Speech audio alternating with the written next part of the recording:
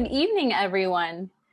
Thank you for joining Gwinnett County Public Library for our Meet the Author series. My name is Miriam Mayer, and I work for Gwinnett County Public Library's Adult Programming Department. Tonight, we are featuring authors Jonda Beattie and Diane Quintana in discussion of their new book, Filled Up and Overflowing: What to Do When Life Events, Chronic Disorganization, and Hoarding Go Overboard. Now I would like to introduce our wonderful bookstore partner, Eagle Eye Bookshop, located in Decatur, Georgia. We have the pleasure of being joined by Diana Robinson, co-owner of Eagle Eye Bookshop, who will introduce our authors. Welcome, Diana. Thank you, Miriam. Hello, everyone. I'm Diana Robinson, co-owner of Eagle Eye Bookshop, and I'm very happy to have with me two dear friends who are also authors. Jonda Beattie is a former special ed teacher, professional organizer, presenter, author, TV personality, and a member of several professional organizations. She is very well qualified in all these areas. And in her spare time, she likes to travel, cook, have parties, and watch the birds. And I agree with her on that. Diane is also a former special ed teacher. She called in Jonda to help her with a job that was a little challenging at one point several years ago. And that's how they got to know each other. And they worked well together, and they had a different approach to the way that they dealt with people who might be hoarders than other people. And I'm sure they're going to talk about that.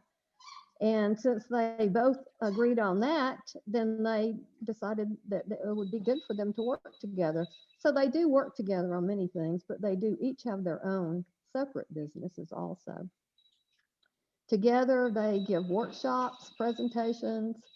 They have virtual support groups and individual support for clients also. So with that, I would like to turn it over. Oh, let me show you. Here's the book. Here's the book, and we will have signed copies of the book at Eagle Eye Bookshop. Our website is eagleeyebooks.com, and you can order them through the website, or you can come into the store. So I hope you'll enjoy the presentation and buy this wonderful book. Take it away, ladies. Thank you so much, Diana. I want to tell everybody, first of all, why we wrote this book, how it all started, what was our process. And it all came to be because back in 2018, we were talking to some of our NAPO, Georgia colleagues. And I want to tell you, for those of you who are not professional organizers, NAPO stands for the National Association of Productivity and Organizing Professionals. So in 2018, Jonda and I decided to put a PowerPoint presentation together for our NAPO Georgia colleagues titled, "Is It Really Hoarding?" We wanted to discuss the difference between chronic disorganization and hoarding. After this presentation, one of our colleagues, Julie Bestry, came up to me and said, you have a book, ladies. And so Jonda and I put our heads together and decided that really we would like to do this. We would like to write this book. We came up with our title, Filled Up and Overflowing, because this is how many of our clients feel in their homes. They feel that their home is filled up to the brim and that it is overflowing and that they feel overwhelmed. We chose our subtitle because the thrust of our book is strategies. We want to teach people what to do when life events disrupt their lives, when chronic disorganization impacts their quality of life, and when hoarding in their home causes them to feel overwhelmed. Right. And between us, we have over 30 years working experience with clients affected with chronic disorganization and hoarding-like behaviors. So we were both elementary school teachers, and we first met, we were doing a volunteer project called NAPO in the schools, where volunteers went into the school system and tried to teach a lesson on how to be organized in the classroom. So that's how we met. And then we found out that we both had special education background and started to work together more. I was a special education teacher in DeKalb County for almost 30 years. And I worked mostly with moderately handicapped children. And when I decided to retire, I thought, what next? And becoming a professional organizer was just the logical thing to do once I found out about that job. I started professional life as an elementary school teacher in a private school in Connecticut. I was trained in special education, but I worked mostly in the classroom with mainstream children in, as I said, a private school. But then I got married, and my husband and I moved directly to Bangkok, Thailand, where I was really lucky to find a job teaching at the International School of Bangkok. So teaching has been a part of my life forever, but we've moved around a lot. We were in Thailand, we were in Hong Kong, we were back in the United States, back in Connecticut, and we went to Singapore, and I taught in the international school, in the American school in Singapore. And then finally we returned to Connecticut, and I went back to the school that I had started teaching in, but this time as a substitute teacher, because my very good friend was the head of the elementary division of the school at that time, and she knew me really well. So she said, Diane, when you aren't in a classroom, find something to do. So what did I do? I went and I organized closets. I organized teachers' files. I organized their game centers. I organized their teaching materials. And one day, one of the younger teachers came to me and said, you know, Diane, there's a place for people like you. And I looked at her, I think probably I looked at her cross-eyed because that was an odd thing to say. And she said, have you ever heard of NAPO? And that's how I found NAPO. And of course I joined, but then we moved to Atlanta. And I started my organizing career in earnest. But so that was the beginning of my organizing career. Jonda, when Jonda and I work together, we take time and we often discuss our different clients and we discuss our cases that we're sharing together. But what I want to tell you about this is that we always use person first language. When we were in a classroom and a child was acting up, we didn't like the behavior that the child was showing us, but we still liked the child. It's the same thing with organizing. You might not like the way a place looks or the behavior that the person is showing by filling their home up with stuff, but the person is not the behavior of filling the home up. So I want to challenge you not to use the word hoarder. The person is not that behavior. So when you use the word hoarder to describe them, you're not taking into account that they might be a mother, a father, a gardener, a doctor, a lawyer, an architect, an engineer. They could be anything. When you use the word hoarder, you're describing their behavior as the only thing about them. And that's my soapbox. So now let me get off of my soapbox and ask you for just 2 seconds to close your eyes and say in your head the word hoarder and think about the image that that presents inside your mind. I would bet that it's not a very pretty image. I want to read to you a story from our book because Jonda did a little experiment with her classroom. And this story really illustrates what happens when people take to heart their preconceived notion by something that they see. So here you go. This is straight from our book, from chapter 2. Several years ago, Jonda worked as a special education teacher, and she did a little experiment with her class. She bought 3 outfits into her classroom and hung them on hooks at the front of her room. One outfit consisted of scruffy tennis shoes, old stained jeans, and a stained t-shirt with a small hole on the sleeve. The second outfit was a tailored suit with a ruffled blouse and polished black pumps. The third outfit was a beautiful ball gown and matching dance shoes. The children were to study the outfits for a while and then share who they thought those clothes might belong to. The children described the person who would belong to the first outfit with words like poor, homeless, sloppy, smelly, and stupid. They chose words like smart, professional, lawyer, or banker, and neat for the second outfit. For the last outfit, they chose words like beautiful, princess, wealthy, or model. There was more conversation, of course, and the children made up stories about the people they imagined wearing these clothes. They decided what work they might do, where they might live, and what their lives were like. The clothes triggered labels that expanded the musing about what kind of life or life circumstances the person wearing the clothes was living. Without much direction, the children easily jumped to conclusions as they heard their fellow classmates talking.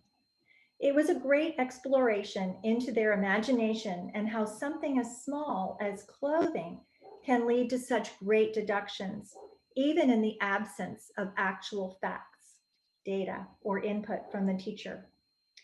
The energy was high and the kids had fun with this exercise, but you can imagine that the room got a bit quiet when they were told that all 3 outfits came from their teacher's closet. The first outfit was used for work around the house, like gardening or painting the deck. The second outfit was for giving presentations or going to church. And the third outfit was worn during ballroom dance competitions. Each one fit the teacher, someone who was not poor or a model, but merely a hard worker who had different facets to her life. The lesson for the kids was a great example not to judge a book by its cover. And of course, this is the danger of labels. The clothing a person wears is a reflection of what they are doing in that moment, not who they are as a whole.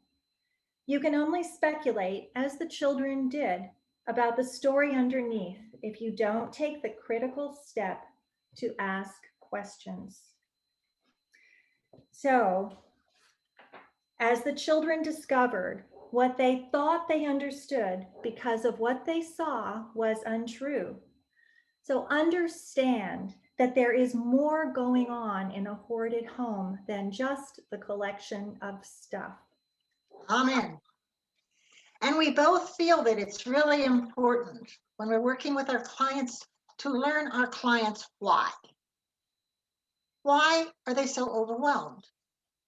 What happened to cause them that they felt like they needed to call us for some help?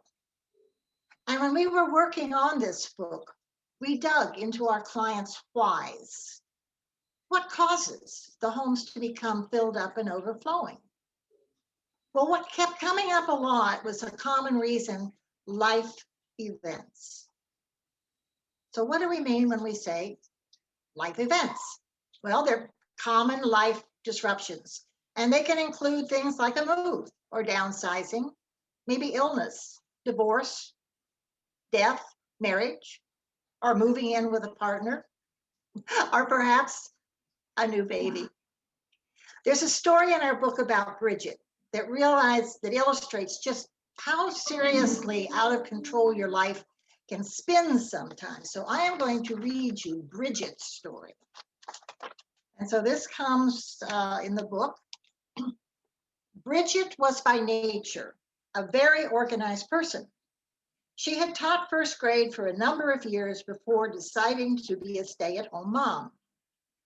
When she was working at school, she had successfully managed her classroom, taken care of her housework, done the bill paying, filed her papers, cooked several meals a week for herself and her husband. And when Bridget found out she was pregnant, she had visions of baking cookies with her children, playing educational games with them, hosting play dates with the other children and their mothers, keeping a beautifully organized home. In essence, being the perfect mother and wife. All these visions went straight out the window when she brought the twins home from the hospital. At first, things were fine. Bridget's mother came to help for the first few weeks. Then her husband stayed home from work for a few weeks on paternity leave. But when he went back to work, Bridget's world spun out of control. There was all the laundry to do, 2 babies to feed and change, the garbage, grocery shopping, and sleepless nights. Bridget felt like she barely had time to comb her hair and get dressed. Time marched on. And before she knew it, the twins were 4 years old. Toys had taken over the house. Bridget's beautifully organized home had devolved into a home overflowing with toys, laundry, and clutter.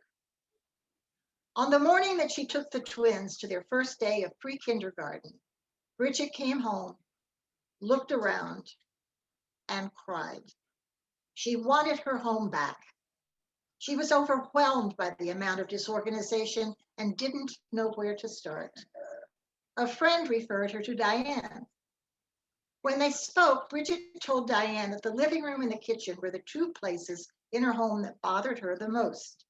If she could get the children's toys out of the living room so that she could have a place to feel like an adult, that would be awesome. As they worked together, it was apparent that Bridget knew how to be organized. Diane and Bridget worked together while the children were at school. First, they reclaimed the kitchen. Then, they organized the toys. Some toys were put up in the children's room. Some toys were put in a play area adjacent to the kitchen. Toys the children had outgrown were donated to a local daycare center. Any toys that were missing pieces or were broken were tossed. And the clutter quickly disappeared. And Bridget reclaimed control of her home environment. In their final organizing session, Diane worked with Bridget to create a housekeeping schedule. Together, they put together a realistic, simple plan for tackling household chores on a weekly basis. And by rotating the chores, most tasks were scheduled at least once a week. Bridget felt like her old self again. And isn't that cool? I bet you can just picture how a life event like that could spin, just completely upset your life and throw everything out of control. And simple solutions are almost always the best solutions, right? So another situation that we run into often is chronic disorganization. And I want to take a minute just first of all to explain what chronic disorganization is. 3 things make up chronic disorganization. The first thing is a history of failed self-help efforts.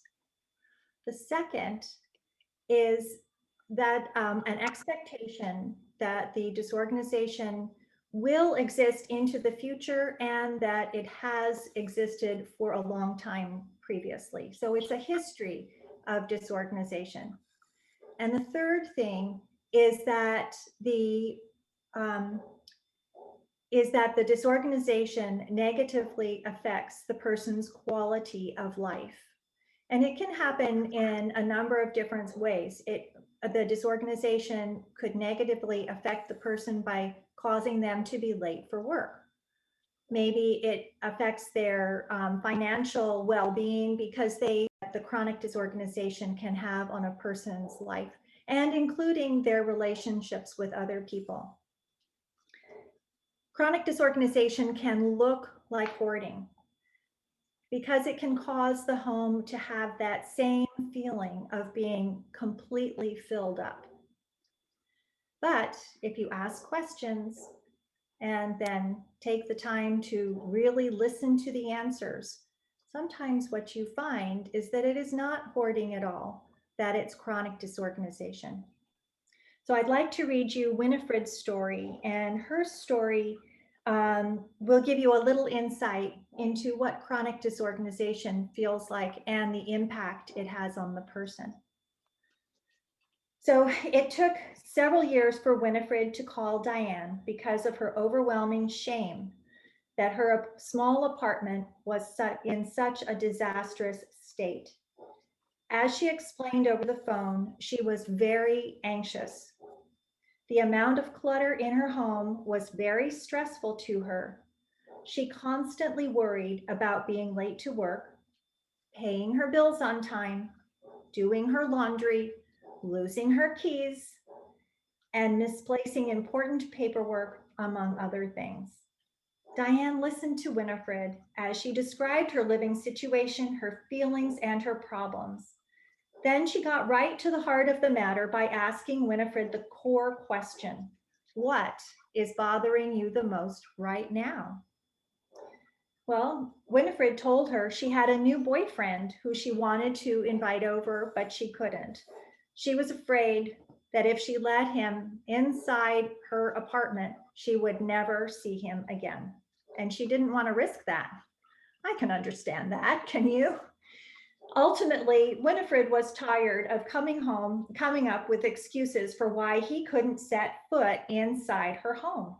If she could just clear out the front of her home to begin with, she could at least invite this guy through the door. Winifred knew she had to overcome her anxiety and ask for help. During Diane's first visit, she and Winifred tackled the entry, the tiny kitchen, and the dining area, which was to the left of the front door. They worked about 4 hours and cleared the kitchen floor, which was covered with empty boxes, packs of soda, full garbage bags, and packing material from empty boxes. As they worked, they talked. Diane found out that Winifred worked for long hours and didn't have a routine for tackling the mail or for putting groceries away. Her habit was to open boxes and toss the packing on the ground along with the empty package. The contents of the boxes were often clothes, which were tossed into the dining area, or books, which were placed on a side table in the living room. Winifred told Diane that opening mail made her anxious because she was afraid of throwing something important away by mistake. Her routine was just to pile it on the dining table and let it sit until she had enough time to deal with it. The problem was she never wanted to deal with it. Towards the end of this initial visit, Diane sat with Winifred to review what they had done together and to create a plan. They decided to work together every other week for 4 hours at a time. On the weeks when they didn't work together, Winifred would concentrate her efforts on maintaining the organization thus far and creating one new habit. The first habit was for Winifred to deal with the mail. She had to decide what was recycling, what was shredding, and what needed follow-up. The next step was to schedule time to follow up, either by making a call, writing an email, or paying a bill. If a package arrived, Winifred's new habit to build was to toss the packing material, recycle the box, and put the contents of the box where it belonged. If it was clothes, they went into a drawer or the closet. If it was a book, it went on the bookshelf until Winifred was ready to read it. It took time, months in fact, Winifred understood that the apartment didn't become that messy and cluttered overnight, so it was not going to become organized overnight. She also realized that it was important for her to learn how to organize and to build new habits for dealing with mail, her groceries, her clothes, and laundry, as well as some basic cleaning strategies. At the end of their regularly scheduled twice-a-month organizing sessions, Winifred was happy. She was no longer anxious and stressed. Her home was organized and mostly clutter-free. She could find her keys. Getting dressed for work was a snap. She had a routine for taking care of the laundry, and she knew exactly where her important papers were filed. Best of all, she felt comfortable opening her door and inviting her boyfriend over. She had let him know that she was working on getting organized and wanted him to see the apartment at its best. It turns out that his apartment was somewhat disorganized, so he patiently waited for his invitation to come over.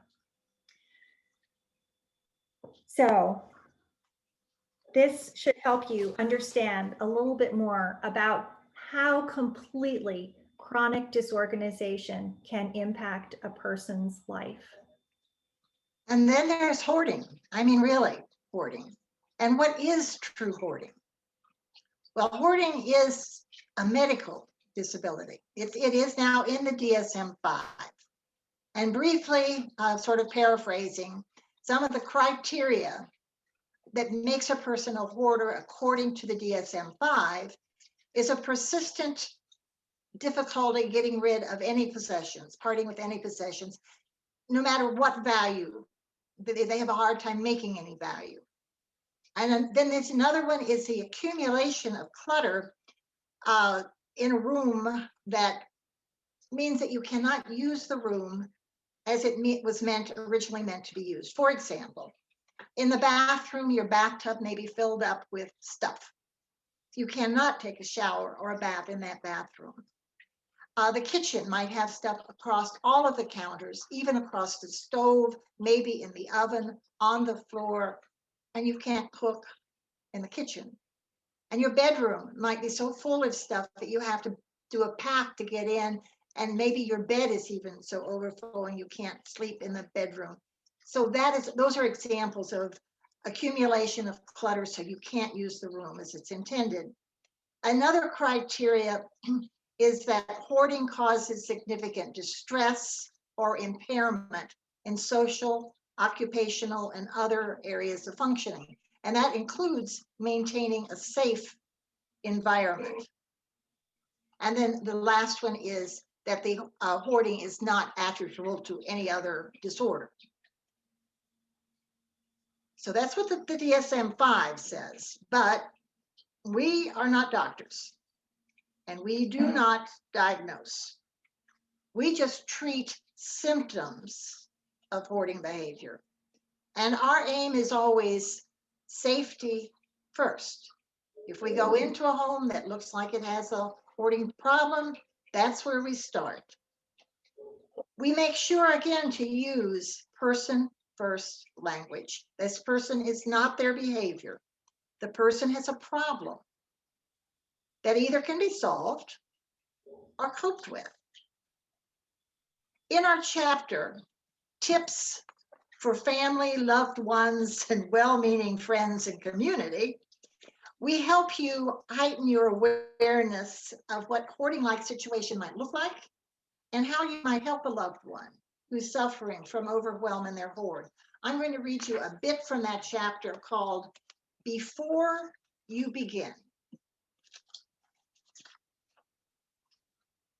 Remember to focus on the person you are there to help and not the overwhelming amount of stuff. They are aware that there is too much stuff in their house. Continually drawing attention to it serves no purpose. Look at safety first. Ask if they have more than one exit, which is easy to access. And if they do, congratulate them. Tell them that you're really happy to know that entrances and exits to the home are clear of stuff and can be easily opened. Another question about safety involves air vents, heating ducts, and the furnace. Making sure that the air can move about inside the home is important. It's also important to keep the area around the furnace clear. Ask if the two of you can take a little tour of the home.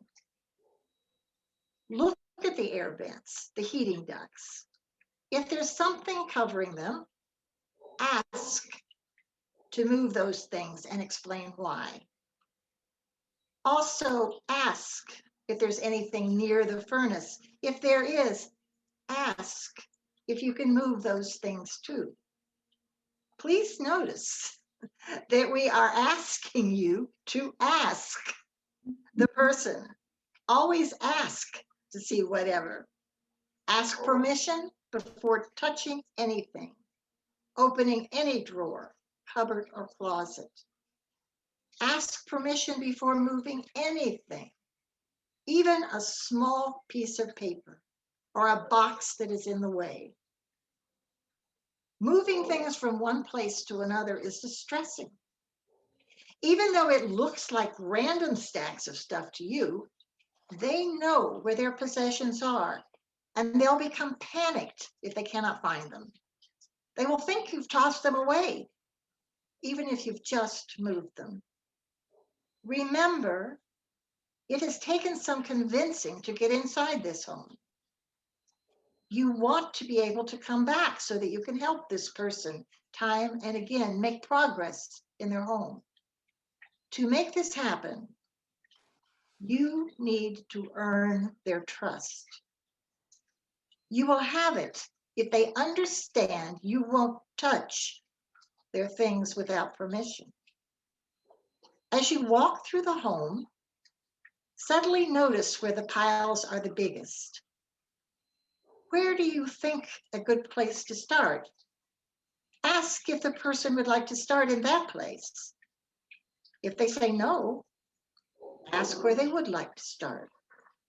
So this gives some tips. We're full of other ones. We have sample scenarios and conversations of ways to help you help a person. So we've told you about some of the things we've come across that look and even perhaps feel like hoarding.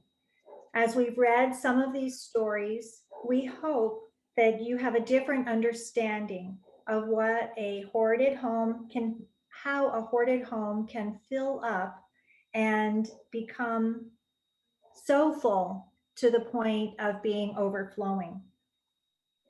Maybe you see yourself in these stories. Maybe you see a loved one or a neighbor or a friend. Our goal in including these stories in our book is to illustrate that extreme clutter and disorganization can happen to anyone. It could happen to me. It could happen to Jonda. There could be a life event that happens to us that completely upends our organization, and then our home is not what we wanted it to be.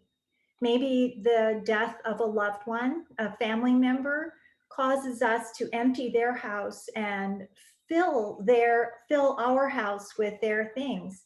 So we can't, we don't have space to organize it. And then we might be so overwhelmed that we don't know what to do with it.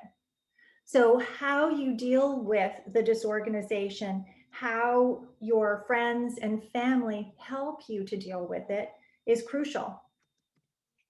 So we thank you for listening to us, and we are hoping that you have questions and that and we would be very happy to answer them if you'll post your questions in the chat box.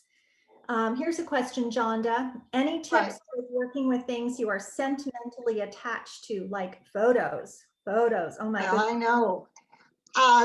The important thing is to allow yourself freedom with these things. Don't feel like you have to do it in a certain way. And when people go through their photos, we often ask them to kind of just chunk them up to begin with by time or space or events, and to put notes on the back of them as to anything you can remember. Because even if you remember now, you're not going to maybe remember 10 years from down the road. And another thing is, as you come across the pictures and you see duplicates, remember when you used to get 2, 4, and 3, 4, and whatever? Toss the duplicates at this point. Toss the ones that have got somebody going like, you don't want those anymore. Toss the one of the bear in the zoo. You really don't need that anymore. So as you're sorting through them, let the easy ones go. And the ones that are really special to you, just make a log of them and put them back away. And then visit them again another time. And then maybe do some more sorting. Don't feel like you have to scrapbook everything and make it beautiful. We have another question here that I need to answer, Jonda. And when I read it to you, you'll understand why. The question is, what about large amounts of things like craft supplies, work supplies, etc., that you're saving for later and that you love, that you may get to at some point, but it's taking space in the present? Okay, so later, let me tell you about later. There is no time called later. If you say you want it for later, it means you really don't want it. If you are convinced that you have craft supplies and you do want to use them, or that you have an intention of using them, then schedule that intention. I plan to use these craft supplies at Christmas when I'm crafting at Christmas. Or I plan to use these things making a bulletin board for my friend's new house. Later is not a time. Saving something for later means that it's not ever going to happen. Yeah, Nacho says here, later is the same thing that is just in case to me. But how many in cases are we going to need? So Jonda, talk about the woman that we worked with when we organized all the beads. Do you remember that story? I do. And she had multiple problems. One of them was vision. Mm-hmm. And so she wanted the beads sorted according to color, size, type. And so we would put together bins of red beads and bins of blue beads and bins of spacers. And things were still coming into the house. Mm-hmm. So she could work with that, what she had on hand for the rest of her life, and still never finish. But we did get things to the point where she could use the things that she had. Mm-hmm.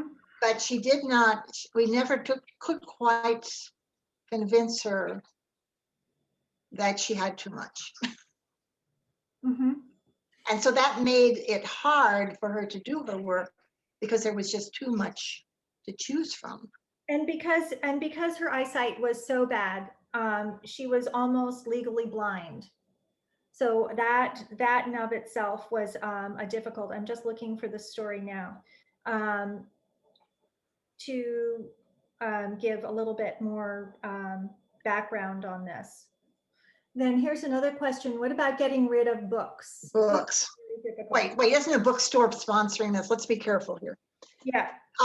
First of all, if you have extra books and you do want to get rid of them, if you take some of your nicer books to Eagle Eye Bookshop, you may get a credit for some of these books. So they are leaving your house. You will be able to buy some more books down the road, but fewer. So you're managing to cull your collections down to the ones you really love and still have the hope and reward of picking up a few more down the way. The other thing about books is containers. I feel you can kind of have as many books as you want, as long as they will all fit on a container. If you can put all of them in a bookcase, you're fine. If they're packed on that bookcase so that they're this way and that way, and you can't even see the backs of the books, and they're stacked on the floor, now it's time to start to control the books. And the best way is to go through and see which ones you think you will relook at, and then finding good homes for the ones that you're willing to let go of, because so many, I mean, you can take some to nursing homes, you can take some to assisted living homes, and Veterans, don't forget the veterans. and the veterans. We always ask that that people donate out to organizations that have a special meaning to them. So like if somebody has particularly if somebody is a veteran, that giving back to the Veterans Association can help them to release more things. And then of course, if like daycare centers, if you have young children, giving to daycare centers really helps, like Bridget in our book, who donated many things to the daycare center her children went to. When something means something to you, it's so when an organization means something to you, is what I want to say, it is so much easier to donate out to it, because then you have a vested interest in helping that organization. Here's another question about shopping addictions. And before that, though, I see one above that. Are there books to recommend how to part with things? And I think that if you find there are quite a few organizing books on the market, and a lot of really good ones. And so it's hard for us to list. If you want to private message one of us, we can help you with that. And most of the organizing books at some point in there are going to give you tips on how to donate and how to part with things, including ours. Yes, including ours. There's we have a reference in our book about shopping and over shopping, and how some people with a hoarding disorder know that they that shopping is a danger for them. That, you know, going to the dollar store is a danger because, you know, with $4 you could buy a whole lot of stuff. We came across a person who told us that even though they knew they shouldn't be shopping, that the shopping filled a void for them. The accumulating of stuff filled a void for them. And that while they understood that getting rid of things and decluttering their home and opening up the space was a good and valuable exercise to do, the shopping and the accumulating of things gave them a high that it was very, very, very difficult to resist. And it's a powerful quote. It's in our book. Here's something from Tomoko, who says that her children's father died when 3 kids were 10 years old and younger. She's kept a ton of keepsakes for them, going on 15 years, in the event they will eventually have a home to keep them. She feels responsible for the memory and the legacy. I understand that, but do you need to keep everything? I understand keeping a few things, but keeping a ton of keepsakes, maybe not. The one thing you could do is to go through the keepsakes with your children and ask them which ones mean something to them. Do they, which ones trigger a memory for them? And you know that things don't hold the memory, right? The memories live in you. The memory lives in you. So what you could do is look at these keepsakes and maybe write the memories down for them. If they were so young, maybe they won't have strong memories, but if you have those strong memories, you could perhaps write the memories down, and so that they would have them to refer to, and then let go of this ton of keepsakes. I think that might be something good to do. Or the other thing to do would be perhaps to take pictures of these things and to create a little Shutterfly book for the children with those memories written in the book. Then that way they would have pictures of the keepsakes and the information about them forever. So any other thoughts or questions? We would love to hear from you. You can reach us on our website to releasedrepurpose.com, and you can put in questions. You can direct message us through that, or our emails, Jonda@releasedrepurpose.com or Diane@releasedrepurpose.com.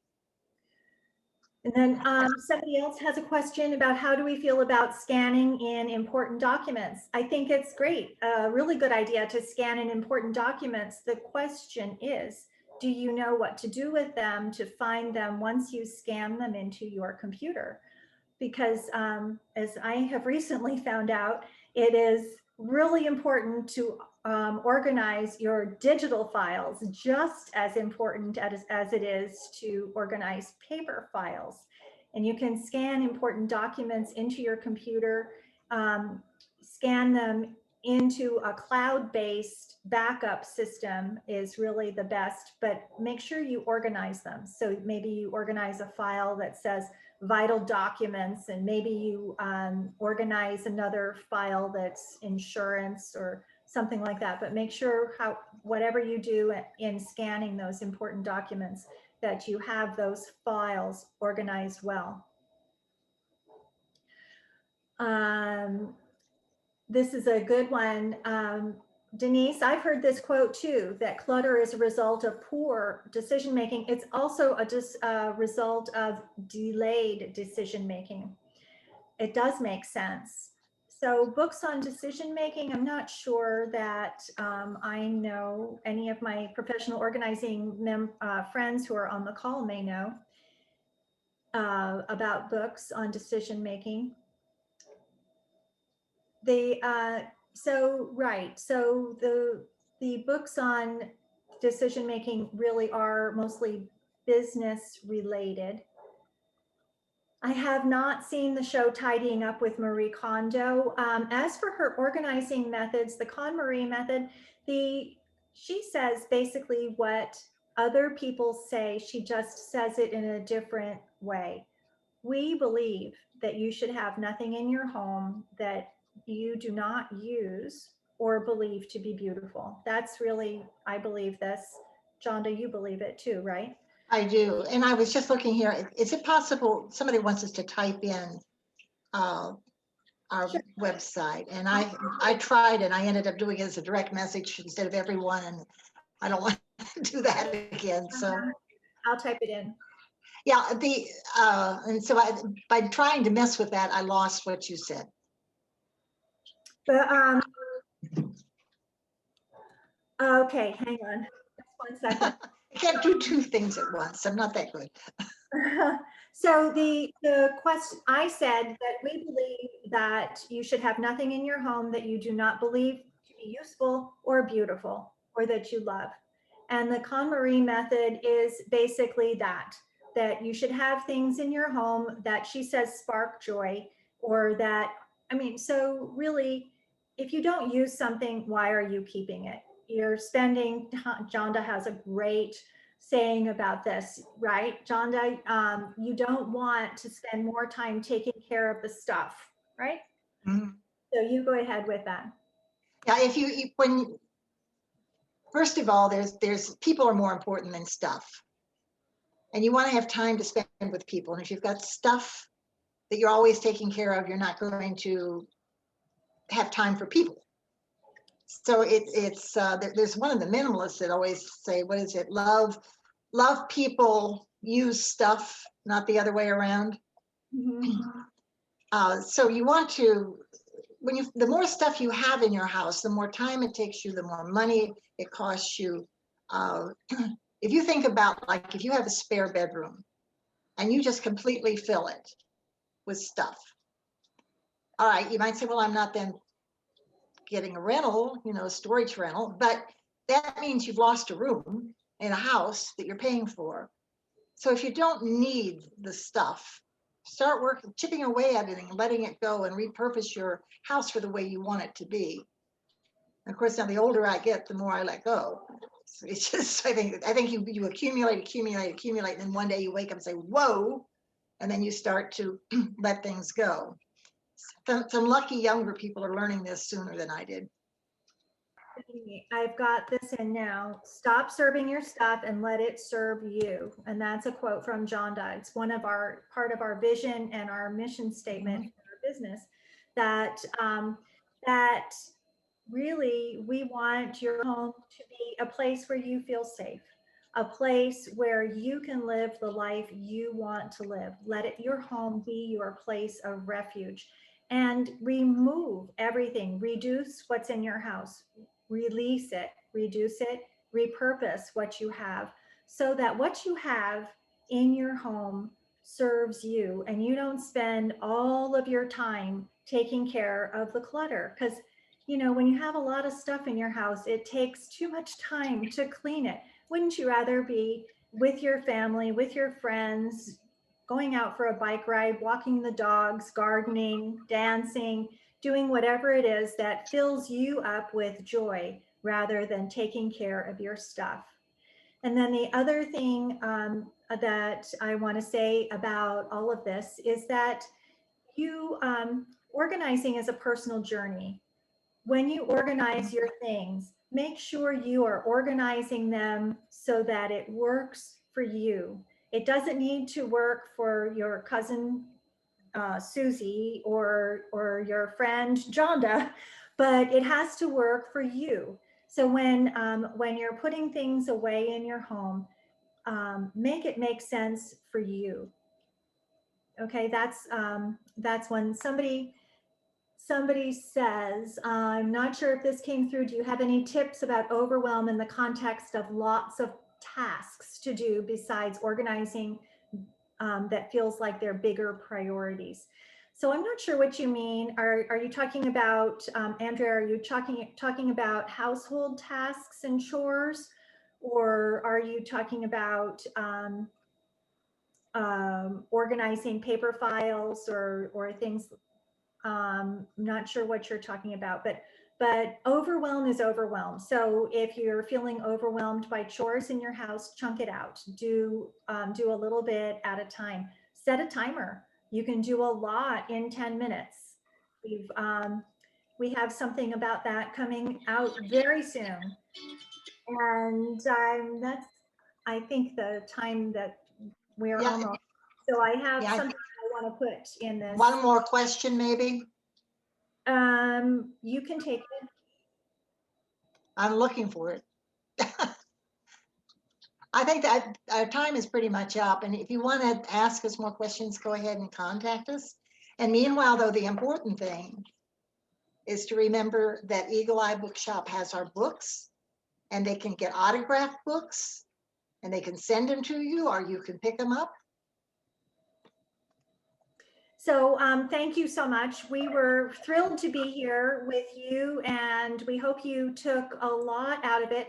Our book is Filled Up and Overflowing: What to Do When Life Events, Chronic Disorganization, and Hoarding Go Overboard.